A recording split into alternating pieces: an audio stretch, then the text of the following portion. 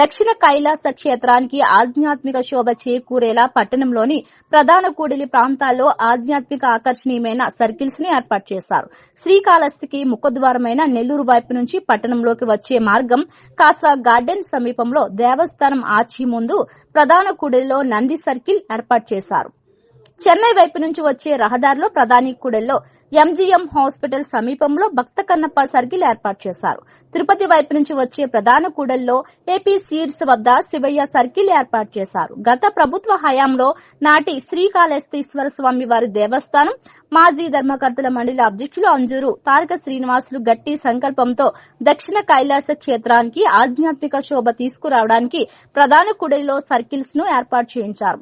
ఆయా కూడలిలో అత్యంత ఆకర్షణీయంగా దేవతామూర్తులను ఏర్పాటు చేసి వాటికి మరింత శోభ వచ్చే విధంగా ఐమాక్స్ లైట్లు ఏర్పాటు చేసేందుకు 8 లక్షల రూపాయలతో దేవస్థానం నుంచి అనుమతులు మంజూరు చేయించి పనులకు శ్రీకారం చుట్టించారు. దేవస్థానం తరపున భక్త కన్నప్ప సర్కిల్, శివయ్య సర్కిల్, అదేవిధంగా నంది సర్కిల్, ఈ సర్కిల్స్ దగ్గర ఐమాక్స్ లైటింగ్ కోసం ట్రస్ట్ బోర్డ్ చైర్మన్గా ఉన్నప్పుడే తీర్మానం చేసి టెండర్లు పిలిచి వర్క్ ఆర్డర్లు ఇచ్చి అప్పుడే ఈ యొక్క బేస్ కూడా ఏర్పాటు చేశారు. తర్వాత ఎలక్షన్ కోడ్ రావడము, ఆగిపోవడము ఇవన్నీ జరిగాయి. వెంటనే మహాశివరాత్రి బ్రహ్మోత్సవాలు వస్తున్నాయి.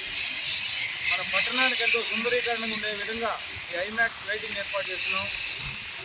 ఈఓ గారు వెంటనే స్పందించాలా, ఈ లైటింగ్ వెంటనే ఏర్పాటు చేసి పట్టణ ప్రజలకందరూ కూడా ఇది ఒక మంచి బ్యూటిఫికేషన్ సైట్ మాదిరి తయారు చేసిన అవసరం ఉందని చెప్పి మీడియా ద్వారా ఈఓ గారికి, ముఖ్యంగా ఇంజనీరింగ్ అధికారులకి, అదేవిధంగా ఎలక్ట్రిసిటీ డిపార్ట్మెంట్ వారికి, అంటే టెంపుల్ ఎలక్ట్రిసిటీ డిపార్ట్మెంట్ వారికి కూడా ప్రత్యేకంగా తెలియజేసుకుంటూ మహాశివరాత్రి బ్రహ్మోత్సవాలకు సమీపిస్తున్నాయి. అంతా కూడా ఈరోజు పేపర్లో చూసాం.